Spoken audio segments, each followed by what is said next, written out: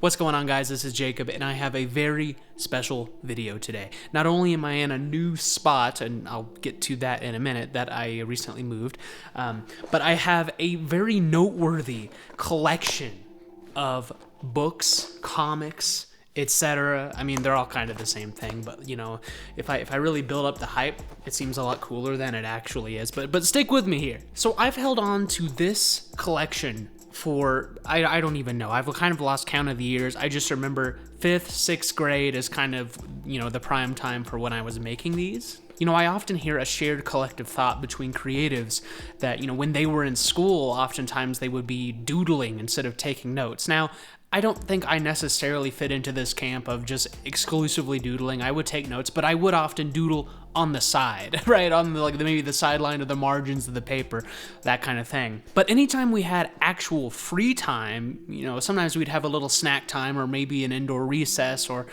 you know, various moments of opportunity, for example, I found myself starting to write. Now, of course, as many of you know, I am a songwriter, musician, filmmaker, etc., you know, but I never really got into my novel making on this channel because it's not really something I do today per se. But as I just showed you, I do have this collection of stories here that I wrote between 5th, 6th, and part of 7th grade. So as I mentioned, I've kept up with these books as I've gone throughout the years, and I've known about them. I've had them sitting in my boxes. And of course, as I mentioned, when I moved, I was digging around through them again and found them. That's when I had the notion that perhaps I should archive these.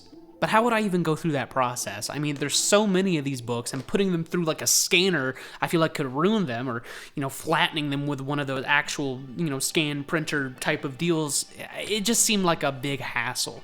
Surely there's got to be an easy way to do this, right? Well, luckily for me, I discovered a tactic using nothing but my phone, and of course some lighting and a tripod setup. I used a method which involves the iPhone's Files app, which actually allows you to scan documents, and even better, it has like an auto mode where you can just kind of set it up, bring in the next piece of paper, move it out of the way, turn the page, bring it back in, and it just continuously scans.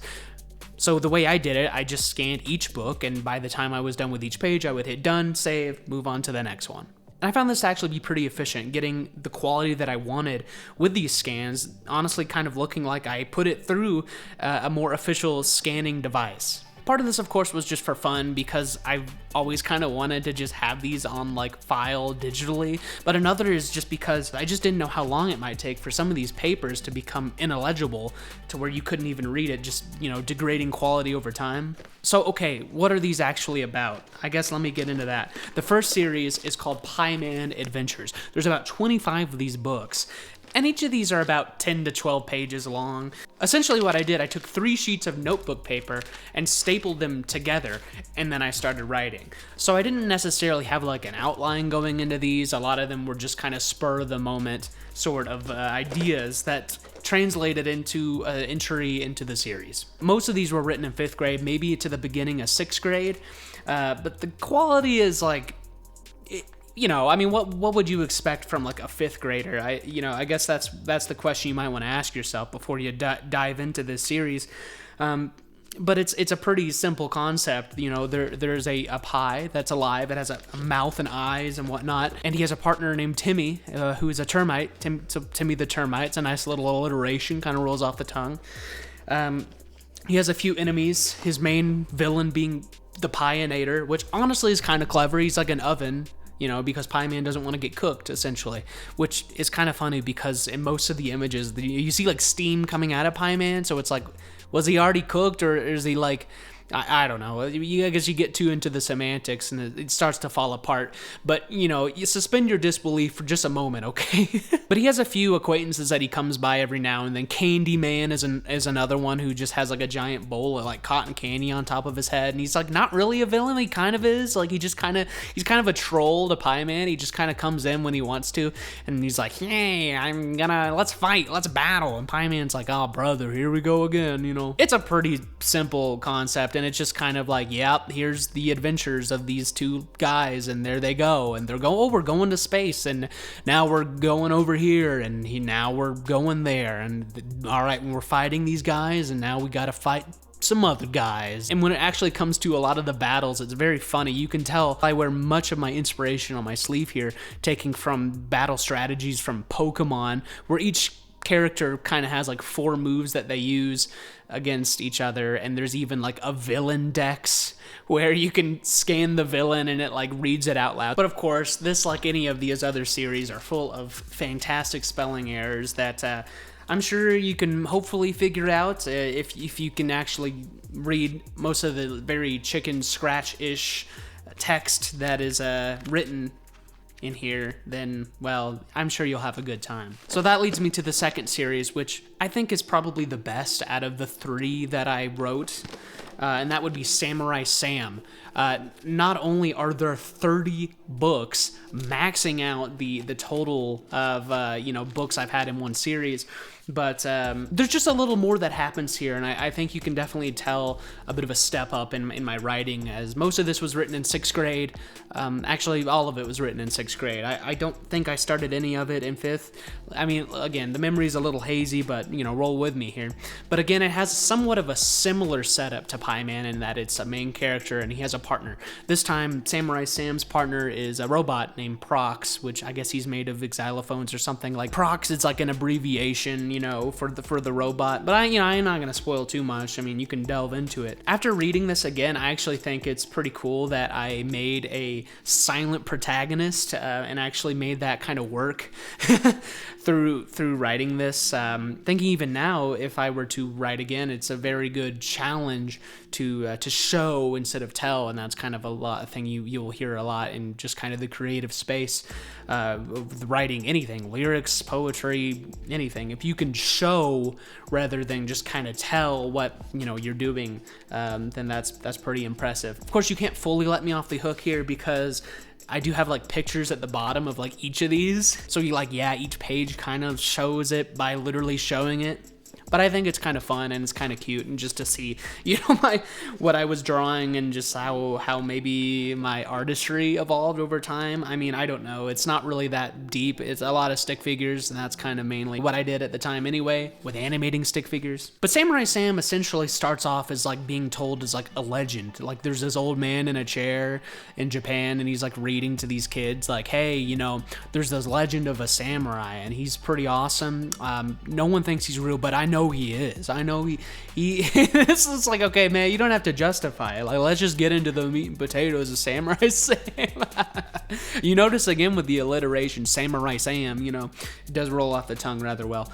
But Samurai Sam, he finds himself going to, I feel like, a few more adventurous places, and there's a bit more progression to each of these books because all of them tie together kind of into one big novel, but each of them is kind of chopped up into different locations. And I think that was definitely a way that I would write at the time because, again, most of these are very video game inspired, to be honest, and a lot of video games have levels, right, where each level is kind of a different location, you have a different objective, and so I think I took a lot of that thought process and applied it to these little short books. And what I actually do kind of like about these, reading them again, is that they are very short. Each section or snippet or book or episode or whatever, it doesn't take very long to read, and it's kind of like, all right, on to the next one.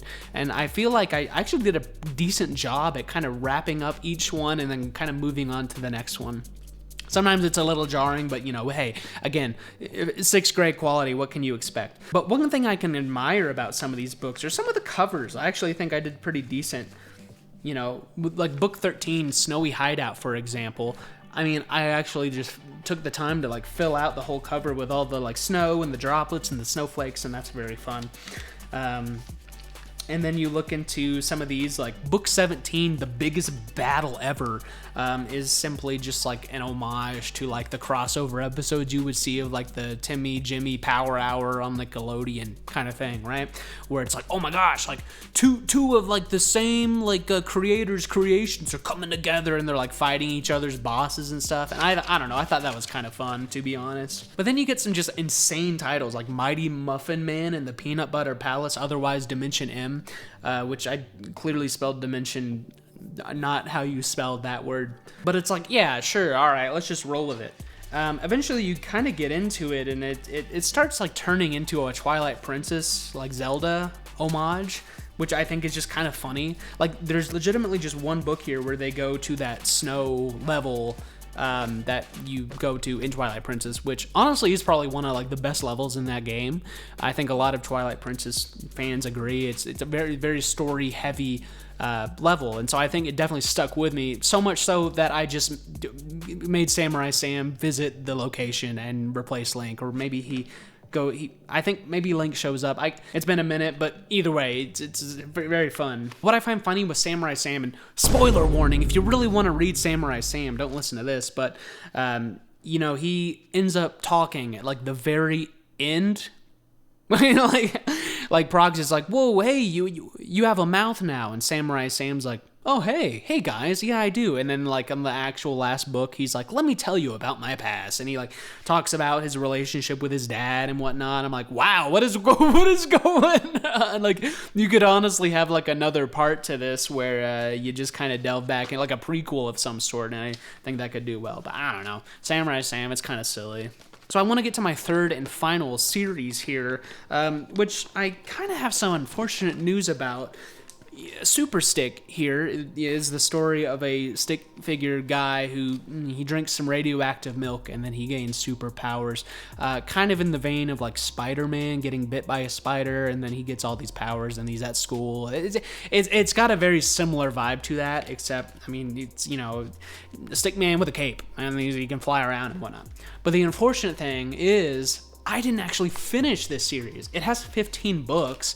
But technically 14 are finished, because in book 15, it kind of just hangs off. And there's actually a reason for that. I started Super Stick towards the tail end of 6th grade and started it mostly into 7th grade. And again, I'll use the same sentiment I used with Pieman to Samurai Sam. Well, with Samurai Sam to Super Stick, again, my writing, I think, definitely improved a little bit. Like, you can just read this a lot better. The text is much more clear. A lot of the text is kind of more fitted to the page as well, where, if you're looking at Pieman, it's kind of just all over the place. And of course, some of my spelling, it's just a little bit sharper on Super Stick. And so for that, I do appreciate kind of looking back into this and reading it. However, I will say, I feel like out of the 3 series, books, entries, whatever, the story is kind of lacking, which could lead to an explanation of why I didn't actually finish this. Part of the reason I can think of, though, of course, is just 7th grade got busy, It was technically middle school for me, and, I just didn't have as much free time as maybe I did in some previous grades, which was kind of sad, to see that. And honestly, 7th grade for me just wasn't very good, and I don't mean to, turn this into a trauma dump or anything. It's not like that bad, but...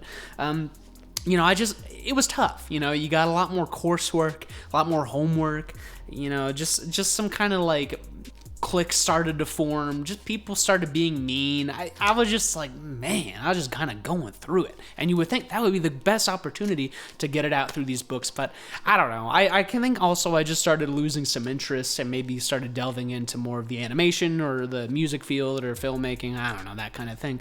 Again, 7th grade, so I don't know. Who really knows? But I definitely know I didn't have as much time. And so I think that contributed a lot to it. But back to what I was saying about the story. Super Stick, I think, is the weakest of the 3.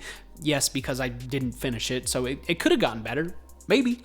But a lot of the progression compared to like earlier series don't feel as like consistent, and it feels a little jarring. And here I am critiquing my past work, but I don't know. It's a lot of it starts off promising, where Super Stick has his friend, or Super Stick, his name is Jeff. He has his friend John, and John is kind of there with him, and he listens to him and stuff. And Super Stick Jeff, he's flying around. He starts to get all this confidence and whatnot, and John starts to become low-key jealous, to where he actually becomes another spoiler warning, plot twist kind of villain, which maybe isn't like the biggest plot twist ever, but 7th grade me was like, yeah, no one's gonna see that one coming.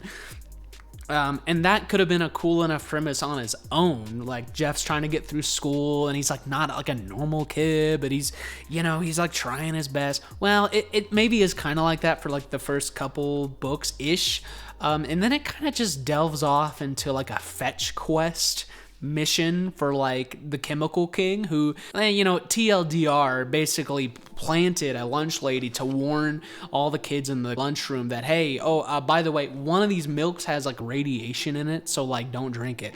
And the Chemical King was like, I knew you wouldn't listen, so that's why you're here. It's like, okay, like there could have been a better way to go about that, but go off, I guess.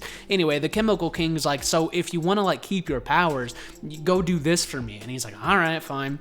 And so he goes to this play, you know, he goes to just random places, and he like, you know, I don't know, defeats the baddies or whatever, and then he comes back, and Chemical King's like, great job, here's a new ability, and Super Sick's like, cool, and then the book ends, and then the next one's kind of like, okay, now go over here, and you know, every now and then he'll kind of come across John, and I think John is somehow like tied to some of these missions, like I don't know if he's behind them necessarily, but he's like there sometimes, and I think that's actually when it gets a little more interesting, where, you know, John is like just there, and it's like, whoa, what's going on? Maybe, you know, kind of develop some of the relationship there between these two characters. And when I was rereading this, and it's just funny, I'm like an outsider because it's just been so long. There's like a halfway point in this series where Chemical King is kind of like, hey, guess what? You've helped me all you can, and I'm gonna have to take away your powers now. And Jeff's like, what do you mean? And so he sends him back, you know, to like the normal world. I'm like, okay, we're kind of picking up here. You know, Jeff's gonna have to go back to school, and he's like, you know, all of his confidence been drained out of him. How's John gonna react? Like, there's so many possibilities and directions this could have gone. But instead, Jeff hears from the Chemical Prince, and he ends up like meeting him at school at like 3 a.m, and the prince is like, hey, I need you to save my dog, and I'll give you your powers back. And it's like, okay. I mean, it's kind of neat. Like, now he's got to do a whole mission with no powers, and that's like, ooh, how's he gonna do that? I mean, he does it, I guess, and like he gets on a helicopter. I don't know, whatever. So then Jeff returns the dog to the prince, and the prince is like, awesome, all right, here's your powers. Now, can you do this thing for me? It's like, oh, great, here we go. Like, it's just another Chemical King, but now it's another guy, and he's like, more fetch quests, and like literally that's what it turns into. And then there's another cool moment where the king shows up, and he's like, yo, why did you like accept a mission from my son? You shouldn't like talk to him. He's like, oh, dang. I'm like, this could be a cool like big boss battle. And then the king's like, whatever, you're fine, now go do this thing for me. It's like, dude, we're really doing this, huh? And that's kind of where it like just falls off. The last book is actually a rather interesting premise where Super Stick's like hunting for John now. He's trying to find him, but I just didn't finish it. So I think there could have been a chance for this series to kind of pick back up and redeem itself, but I feel like I'm only kind of scratching the surface with a lot of these books. There's kind of some funny moments and just random humor that it's like, yep, this is definitely written by a 5th grader, you know. But if you really want to read them, I went ahead and put them up on a Google Drive, so you can actually go check them out yourself. And I don't know. I mean, whatever. I think it's just kind of a fun thing that I decided to archive. And I guess if I had to leave this video off on anything, it's gonna be asking you guys, did you do anything like this in school? Like, be it comic strips or little post-it note animation kind of stuff? Like, better yet, do you still have them?